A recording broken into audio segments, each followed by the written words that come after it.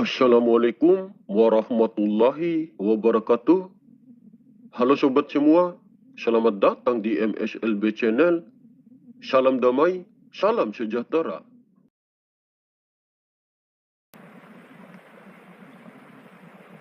Kisah dan cerita yang akan saya sampaikan ini, kalian boleh menganggapnya sebagai cerita dongeng atau khayalan semata. Kalian boleh menjadikan bahan renungan dan mengambil poin positifnya saja dari kisah dan cerita ini. Tetapi bagi kami, ini akan tetap menjadi suatu kisah dan cerita yang nyata, yang dialami oleh seseorang yang kami yakini sebagai sosok manusia pilihan Allah, yang bertindak sebagai tangan dan kakinya di muka bumi saat ini.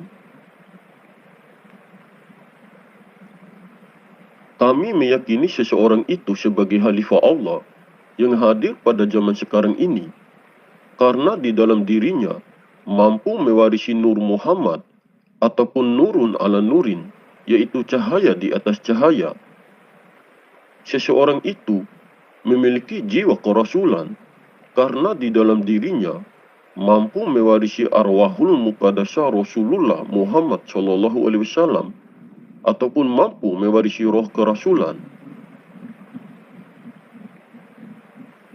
Hanya manusia yang menjadi utusan Allah saja yang mampu mewarisi Nur Muhammad ataupun nurun ala nurin tersebut.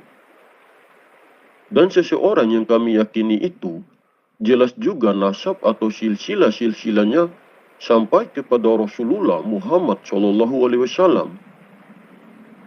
Saat ini, seseorang itu sudah menjadi pemimpin di alam gaib. Semua penduduk langit patuh kepadanya. Begitupun raja dan ratu penguasa dari bangsa gaib yang ada di seluruh penjuru bumi ini. Semuanya akan patuh dan tunduk kepadanya. Seseorang itu berpenampilan seperti manusia biasa pada umumnya. Beliau tidak berpenampilan seperti ulama jika berpergian kemana-mana. Beliau sudah sering berbaur dengan masyarakat luas, tetapi banyak orang yang tidak bisa mengetahui sejati dirinya. Sejati dirinya sulit diketahui oleh banyak orang, karena dirinya sudah disembunyikan oleh Allah Subhanahu wa Ta'ala dari pandangan manusia.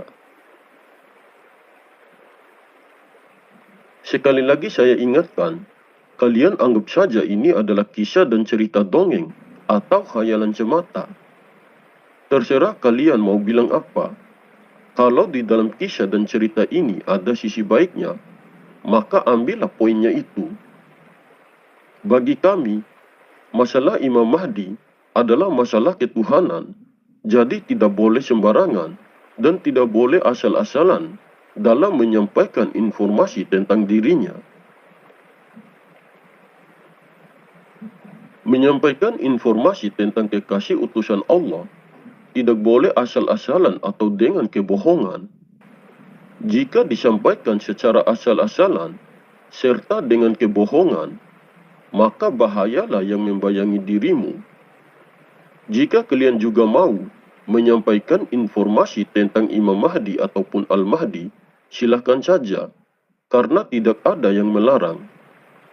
Tapi yang harus diwaspadai, tanggung jawabnya sangat besar jika menyampaikan secara asal-asalan atau dengan kebohongan.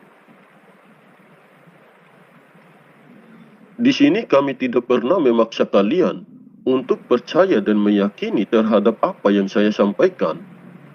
Maksud dan tujuan kami berbagi informasi tentang kekasih utusan Allah mungkin bisa membantu memberikan sedikit gambaran tentang seperti apa sosok manusia yang benar-benar pantas menyandang gelar sebagai Imam Mahdi ataupun Al-Mahdi.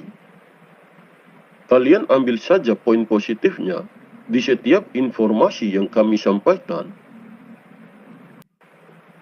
Awalnya beliau tidak terlalu paham mengenai ilmu hakikat dan ma'rifat. Dan beliau juga bukanlah ahli fikih ataupun ahli hadis. Ibadah yang dijalankan beliau tidak terlalu banyak seperti apa yang dilakukan oleh para ulama.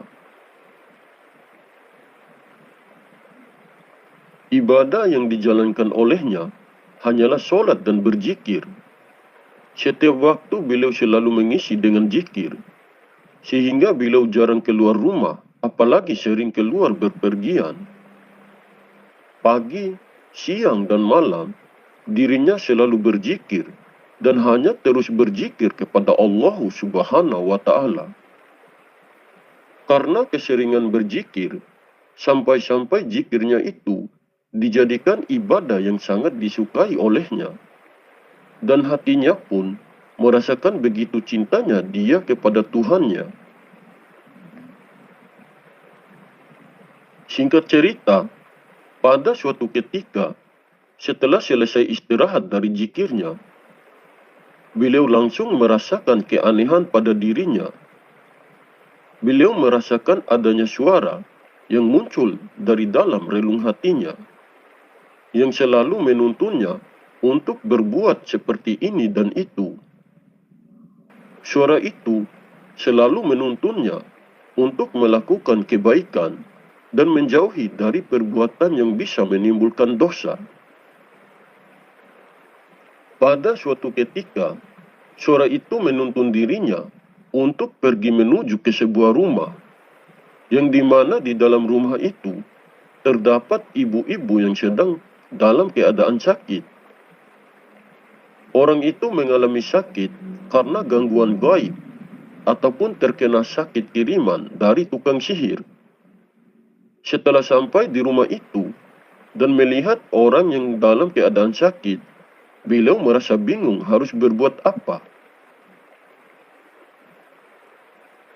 Dalam keadaan bimbang karena tidak tahu harus berbuat apa, suara yang muncul lagi dalam kolbunya menyuruh beliau untuk menyentuh kepala orang yang sakit itu dengan jari telunjuknya, dengan niat menyabut keluar semua penyakit kiriman itu.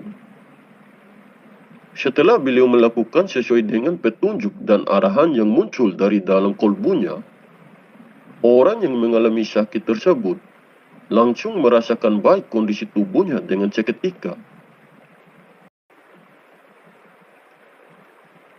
Melihat orang itu sudah langsung sembuh, beliau langsung ditanya oleh orang itu, "Kenapa Anda bisa tahu rumah saya? Dan kenapa Anda bisa tahu kalau saya sedang sakit?" Beliau hanya menjawab, "Saya juga tidak tahu rumah ibu, dan tidak tahu kalau ibu sedang dalam keadaan sakit." Beliau mengatakan, "Saya bisa sampai ke sini karena ada yang berbisik dan ada yang menyuruh saya datang ke sini. Saya juga bingung." Begitu dirinya menjelaskan kepada orang itu. Singkat cerita, setelah pulang dari rumah orang itu, beliau langsung duduk dengan temannya di tepi kolam. Dan di kolam itu ada sebuah kepiting. Posisi beliau dan temannya duduk agak jauh dari kolam tersebut. Temannya beberapa kali melempar kepiting itu tapi tidak mengenainya. Karena melihat temannya itu, beliau mengambil satu gumpalan tanah. Lalu beliau menyuruh temannya lempar dengan gumpalan tanah itu. Setelah temannya melempar dengan gumpalan tanah itu dan mengenainya, tanpa disadari, kepiting itu langsung hangus terbakar. Reaksi temannya pun langsung kaget dengan kejadian itu. Beliau sendiri pun merasakan keanehan pada dirinya sendiri. Setiap hari, beliau selalu bertanya-tanya kenapa dirinya bisa seperti itu. Karena masih penasaran dengan kekuatan yang muncul dalam dirinya, beliau mencoba lagi pada ketika malam hari. Dirinya keluar dari rumahnya. Beliau melihat ke atas langit dan beliau memperhatikan bintang-bintang di langit. Di saat itu juga, beliau mencoba memindahkan keberadaan bintang-bintang itu hanya dengan jari telunjuknya. Baru percobaan pertama, beliau langsung kaget karena dirinya tidak menyangka bisa memindahkan keberadaan bintang-bintang itu dari satu tempat ke tempat lainnya. Bintang-bintang yang ada di langit seakan-akan menjadi mainan bagi dirinya.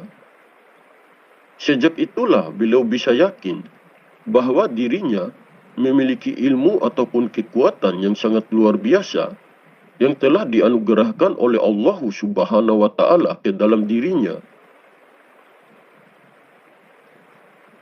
Waktu mengalami keanehan itu, beliau hanya berjalan dan melangkah sendiri atas bimbingan langsung dari Allah Subhanahu wa taala. Setelah sekian lamanya, beliau mencari tahu tentang siapa jati dirinya. Namun pada akhirnya, beliau mengetahui juga tentang sejati dirinya yang sebenarnya melalui petunjuk langsung dari Allah Subhanahu wa taala. Sebenarnya masih ada banyak lagi tentang ilmu dan kekuatan yang muncul dari dalam dirinya yang pernah beliau tunjukkan untuk membuktikan tentang sejati dirinya yang sebenarnya. Mungkin hanya beberapa itu saja yang bisa kami sampaikan dari kisah dan cerita ini mengenai ilmu dan kekuatan yang dirasakan oleh sang Khalifah ataupun Imam Mahdi yang muncul dari dalam dirinya. Oke sobat, mungkin ini saja yang bisa saya sampaikan. Lebih dan kurangnya saya mohon maaf. Terima kasih. Wallahu a'lam bishawab. Wassalamualaikum warahmatullahi wabarakatuh. Salam MSLB Channel.